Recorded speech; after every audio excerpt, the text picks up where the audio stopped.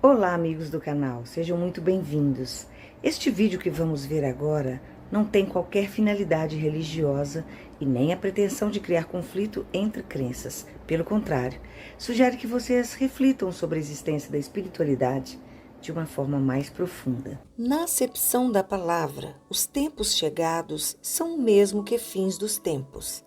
É uma seleção prevista para a humanidade ou para os desencarnados, requerendo uma limpeza psíquica do ambiente físico e dimensões próximas a esta, a fim de que seja eliminado o conteúdo mental denegrido das paixões descontroladas.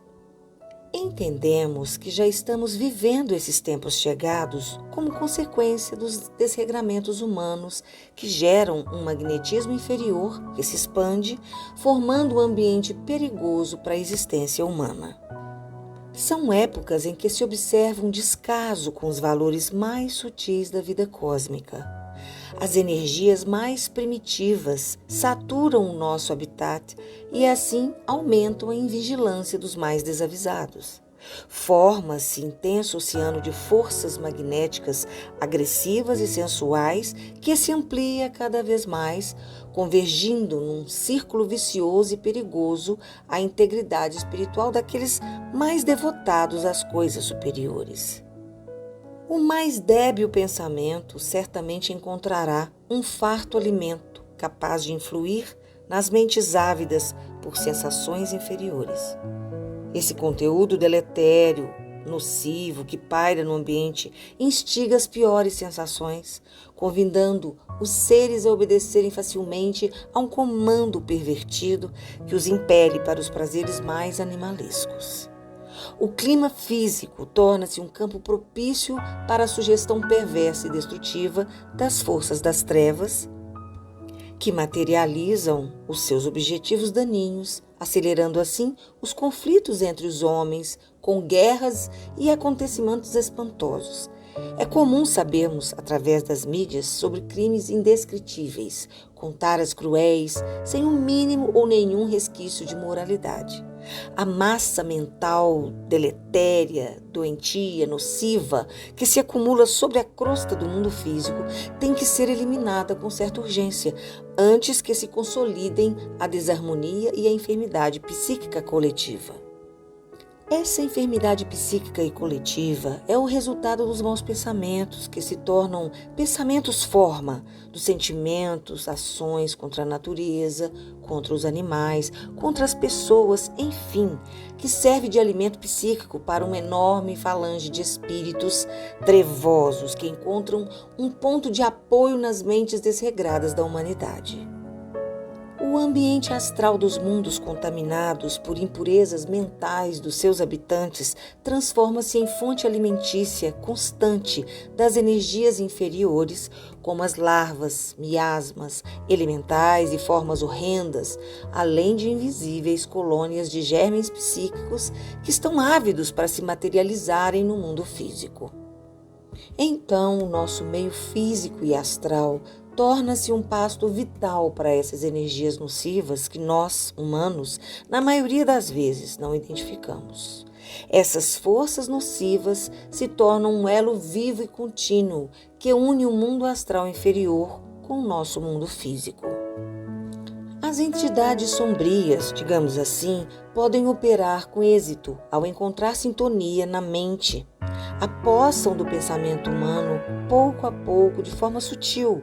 Mesmo os mais fortes podem não resistir, por vezes, às exaustivas provocações e seduções que recebem do submundo do além. Não podemos nos esquecer que estamos vivendo nesta terra por algum comprometimento nosso. Não estamos aqui por um erro. Como diz Ramatiz, não houve desleixo nem confusão na determinação das reencarnações a se realizarem no vosso orbe, ou seja, aqui nessa terra de expiação e provas. Ninguém está aqui para fazer turismo. Aqui é uma escola. Pense num relógio que foi marcado com início e fim para despertar. Esse é o seu tempo aqui na terra.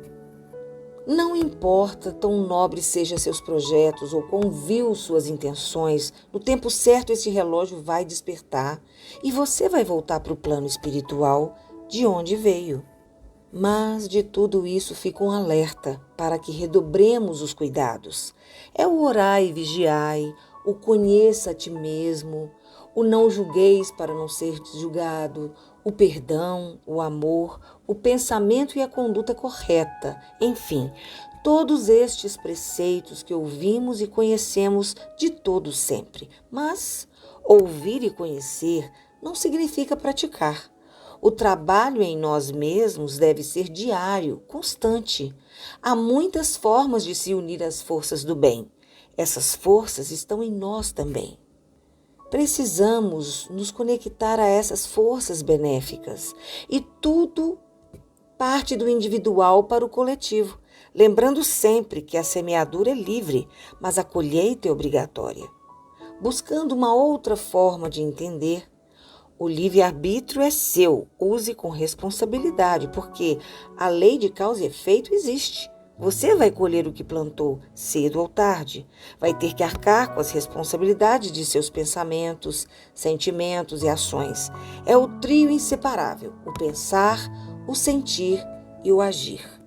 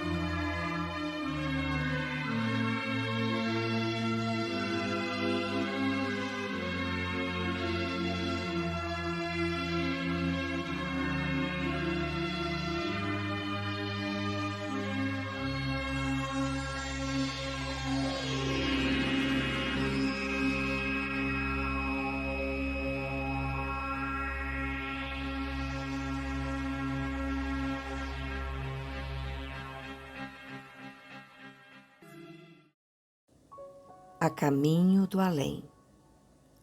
Deixo aqui algumas palavras iniciais a respeito do assunto espiritual que modificou muito a minha forma de ver a vida.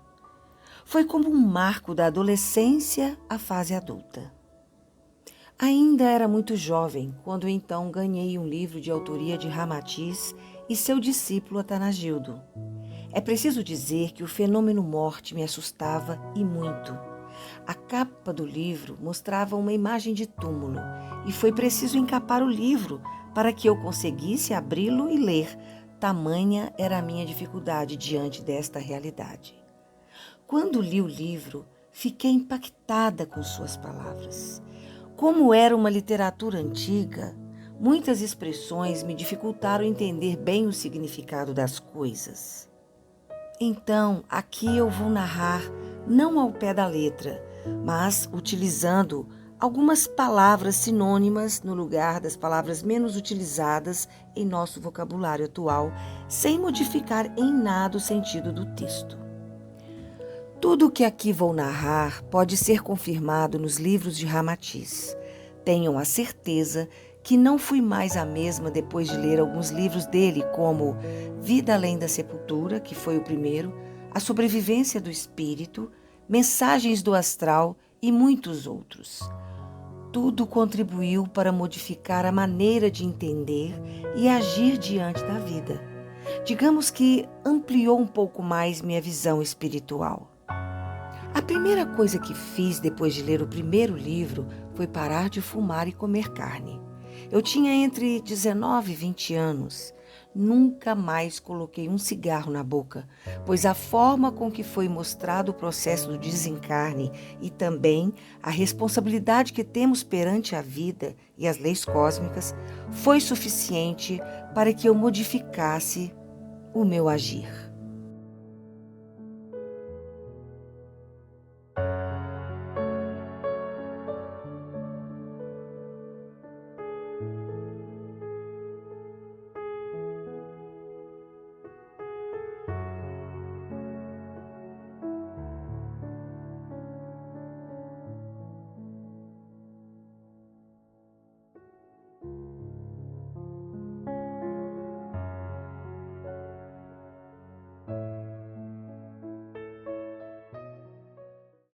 O Ramatiz é um mentor espiritual que ficou muito conhecido aqui no Brasil a partir das obras do médium Hercílio Mais, publicadas desde a década de 1950 do século XX, pela antiga editora Freitas Bastos e que atualmente são publicadas pela Editora do Conhecimento. Os livros do Ramatiz estão todos praticamente reeditados, podem ser encontrados facilmente em boas livrarias ou pelo site da própria Editora do Conhecimento. Pois bem, eu comecei a ver o Ramatiz no início da década de 80, porque eu frequentava a Fraternidade André Luiz, no Rio de Janeiro, um centro espírita bem eclético, universalista, no bairro da Penha.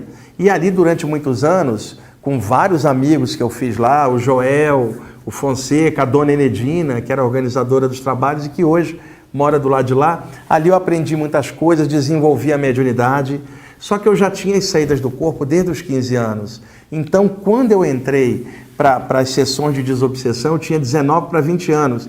Eu já tinha toda uma bagagem oriunda da teosofia, do ocultismo, que eu estudava bastante, e as saídas do corpo. Então, ao desenvolver a mediunidade, aquilo somou bastante com as vivências extrafísicas que eu já tinha.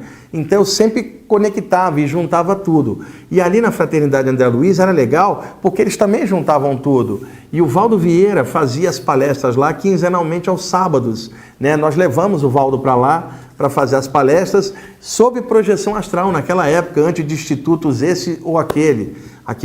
Simplesmente o trabalho livre de projeção da consciência feito num centro espírita, mas não de forma espírita, de forma universalista. Mas o centro espírita era muito eclético.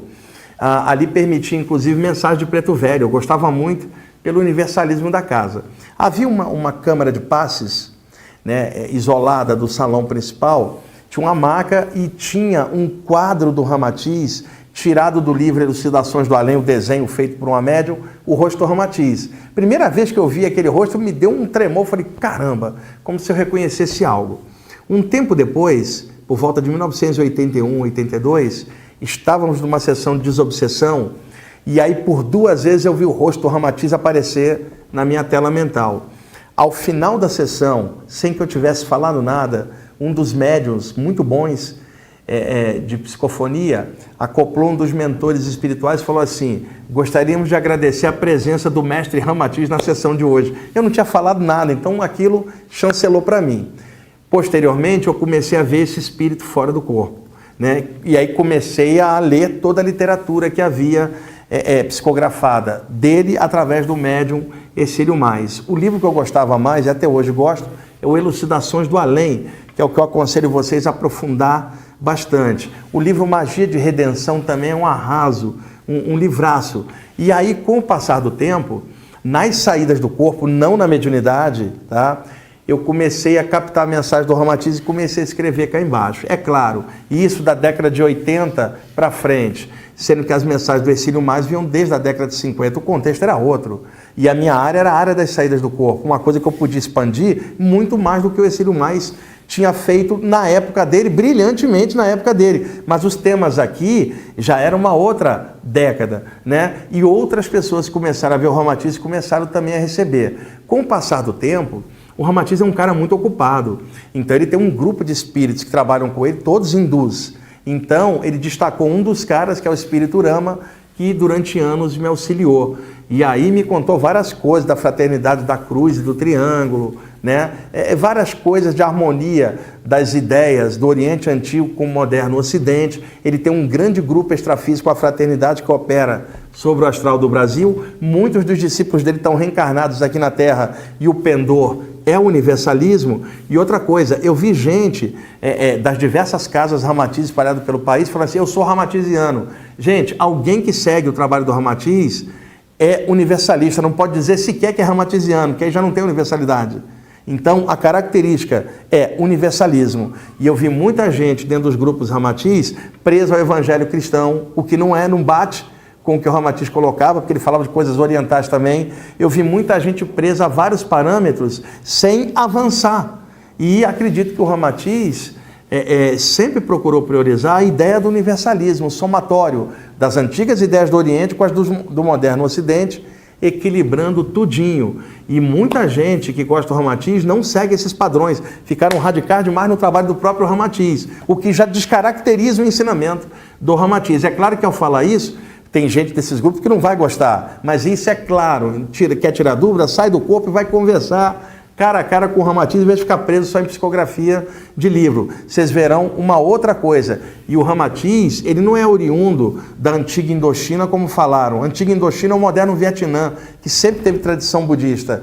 Ramatiz, inclusive o nome vem da cultura hindu, do Ramayana, o príncipe Rama e a princesa Sita. Se você inverter o nome de Sita com Rama, vai dar Ramatiz, tá? Que é a junção, mostrando assim, de forma clara, que a tradição oriunda clássica do Ramatiz era a Índia, não era Indochina, que é o Vietnã, que tem tradição budista. Não, a tradição dele é hinduísta, mas mesclada com vários temas orientais, inclusive do Antigo Egito, num trabalho universalista e que hoje contempla muita gente com as saídas do corpo e surgiram vários outros médiuns recebendo material do Ramatiz. O que eu aconselho para todo mundo, filtra tudo, desde o material original até os novos, e usando o crivo da razão e do bom senso, nessa filtragem pega o que lhe parece bom e amplia, porque o trabalho do Ramatiz sempre priorizará universalismo e não radicalismo para cá ou para lá. E aí isso tem que ser clareado. Tá bom, pessoal? Até o próximo programa.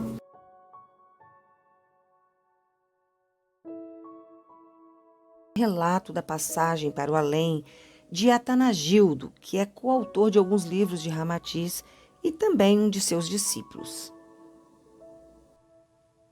Eu havia completado 28 anos de idade e guardava o leito, acometido de complicada inflamação nos rins. O médico da família esgotava todos os recursos para diminuir a taxa de ureia que me envenenava o corpo. Causava-me terrível opressão que parecia esmagar meu peito.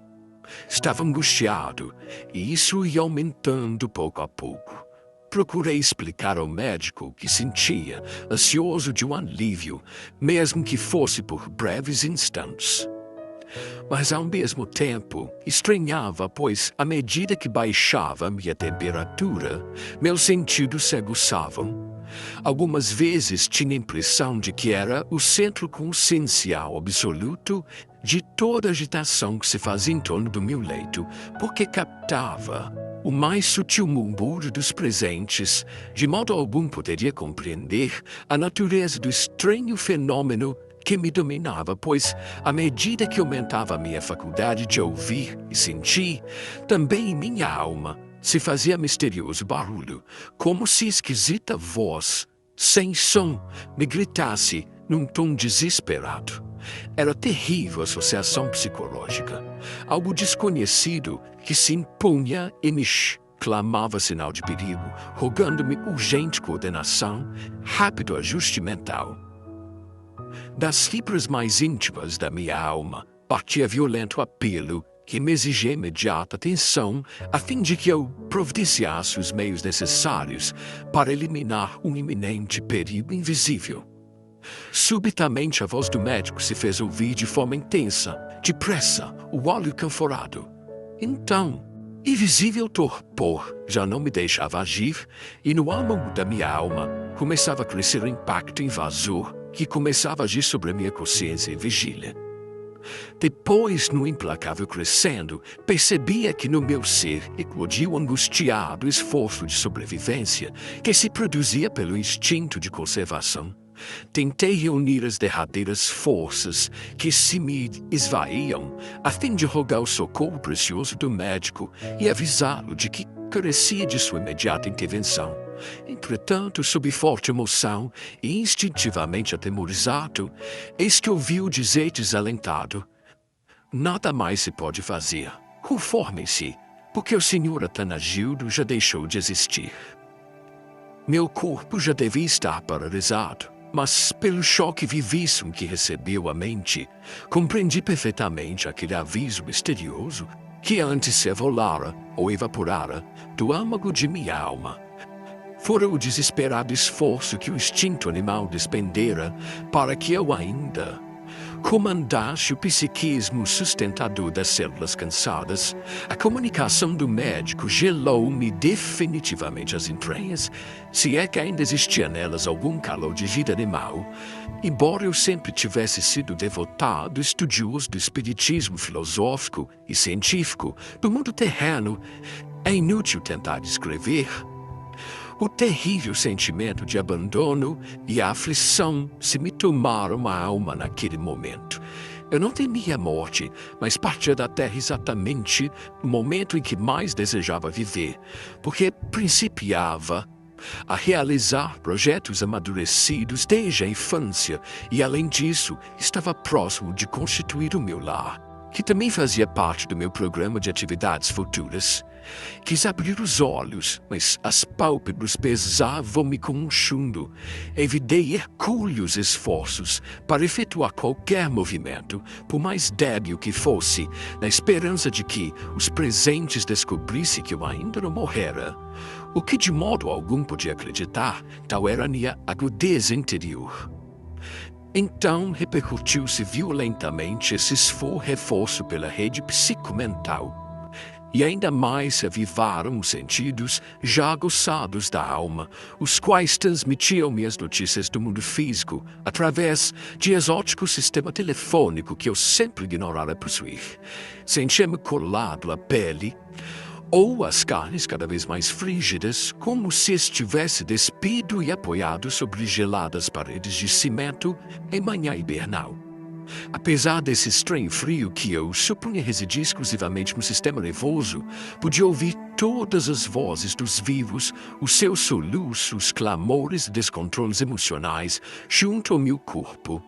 Através desse delicadíssimo sentido culto e predominante no outro plano vibratório, pressenti quando minha mãe se debruçou sobre mim e ouvia pronunciar: "Atanagildo, meu filho, não podes morrer, tu és tão moço." Senti a dormência atroz que lhe ia pela alma, mas eu me encontrava algemado à matéria hirta, não podendo transmitir o mais débil sinal e aliviá-la, com a sedativa comunicação de que eu ainda me encontrava vivo. Em seguida, achegaram-se vizinhos, amigos e talvez algum curioso, pois eu os pressentia sempre e captava-lhes o diálogo, embora tudo me ocorresse sob estranhas condições psíquicas, porquanto não assinalava nenhuma vibração por intermédio dos sentidos comuns do corpo físico. Sentia-me, por vezes, suspenso entre as duas margens limítrofes de dois mundos misteriosamente conhecidos, mas terrivelmente ausentes. Às vezes, como se eu estivesse com o fato aguçado novamente, pressenti o cheiro acre do álcool, que servira para seringa hipotérmica, algo comum, parecido ao forte odor do óleo canforado. Mas tudo isso se realizava no silêncio grave da minha alma, porquanto não identificava os quadros exteriores, assim como não conseguia avaliar com exatidão o que devia estar me acontecendo. Permanecia oscilando continuamente entre sensações de um pesadelo mórbido. De vez em quando, por força dessa acuidade psíquica, o fenômeno se invertia. Então, eu me via centuplicado em todas as reflexões espirituais, no estranho paradoxo de me reconhecer muito mais vivo do que antes da enfermidade que me vitimara. Durante a minha existência terrena, desde a idade de 18 anos, eu desenvolvera bastante os meus poderes mentais, através de exercícios de natureza esotérica. Por isso mesmo, naquela hora nevrálgica da desencarnação, conseguia manter minha atitude positiva, sem me deixar escravizar completamente pelo fenômeno da morte física. Eu podia examiná-lo atentamente, porque já era espírito dominado pela ideia da imortalidade. Postado entre dois mundos tão antagônicos, sentia-me no limiar da vida e da morte, guardava uma vaga lembrança de que aquilo já me havia corrido a Lourdes e que esse acontecimento não me parecia suceder-se pela primeira vez. O raciocínio espiritual fluía com nitidez, e a íntima sensação de existir, independentemente de passado ou de futuro, chegava a vencer as impressões agudíssimas que, por vezes, me situavam em indomável turbilhão de energias que se punham em conflito na intimidade de meu perispírito. Mas de súbito outro sentimento se me apresentou angustioso e também me dominou com inesperado temor e violência. Foi algo apocalíptico, que, apesar de minha experiência mental positiva e controle emotivo, me fez estremecer ante a sua proverbial realidade. Reconhecia-me vivo na plenitude de minhas faculdades psíquicas. Em consequência, não estava morto, mas também nem vivo ou livre do corpo material. Sem qualquer dúvida, achava-me preso ao organismo carnal. Pois que sensações tão nítidas só podiam ser transmitidas através do meu sistema nervoso. Desde que o sistema nervoso ainda estivesse cumprindo a sua admirável função de me relacionar com o ambiente exterior, obviamente eu também estaria vivo no mundo físico, embora sem poder reagir. Por ter sido vitimado por qualquer acontecimento grave, não guardei mais ilusões. Acreditei que fora vítima de violento ataque cataléptico. E se não me acordasse em tempo, eu seria enterrado vivo. Já antevia o horror do túmulo gélido, os movimentos das ratazanas, a infiltração da umidade da terra no meu corpo e o odor repugnante dos cadáveres em decomposição. Colado àquele fardo inerte que já não atendia aos apelos aflitivos do meu comando mental e ameaçava não despertar em tempo, previ a tétrica possibilidade de assistir impassível ao meu próprio enterro. Em seguida, nova estranha impressão principiou a se apossar de minha alma. Primeiramente, se manifestava como um afrouxamento inesperado daquela rigidez cadavérica. Depois, um refluxo coordenado para dentro de mim mesmo, que me deixou mais inquieto e assinalava algo de acusatório. Se não exagero, ao considerar o fenômeno que ocorria, tinha a impressão de estar sendo virado pelo avesso, pois a memória recuava paulatinamente através de minha última existência e enchia-me de assombro pela clareza com que passava a rever todos os passos de minha existência.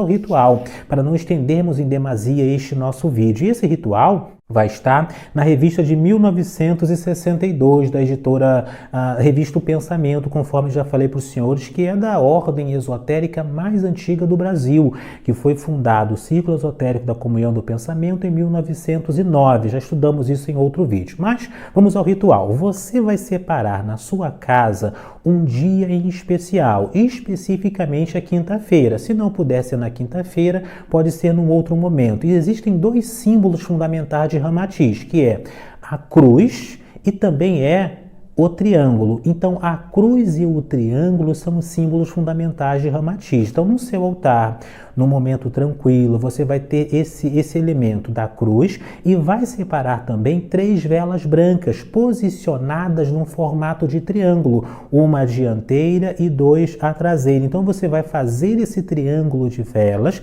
mas é interessante que você tenha ficado pelo menos 3 dias ou 7 dias, uma semana em jejum de carne, ou seja, evitando propriamente alimentos carnívoros. Para se entrar em contato com a egrégora do mestre Ramatiz e invocá-lo, também há esse preceito. Então, se abstenha de carne, de atividade também de natureza marital, sexual, neste mesmo período. Então, o ideal é que você tenha esses elementos. O que você vai fazer a partir daí?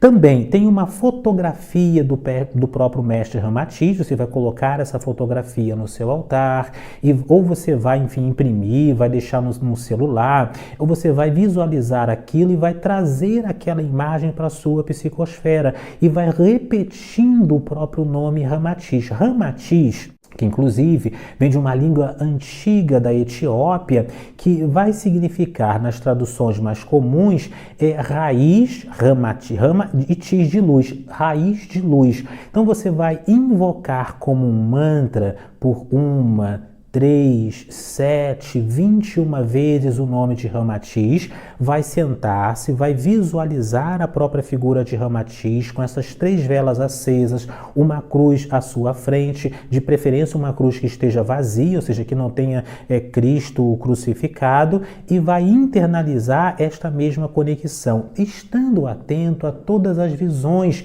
que a clarividência natural, advinda do processo de concentração e de meditação, lhe trouxer. Aproveite este período para se conectar com energias de cura, com energias de força, de vitalidade, de inspiração e de instrução. Tenha também uma caneta e um papel para fazer as anotações devidas daquilo que lhe vier por inspiração, ou mesmo daquilo que lhe vier por clarividência ou ainda por clareaudiência. Estabeleça em você, sentindo conexão com o mestre Ramatiz, este ritual todas as semanas, e tenha aí também um ponto de encontro com este, que é um dos mestres cósmicos em atuação no Ocidente e no Oriente.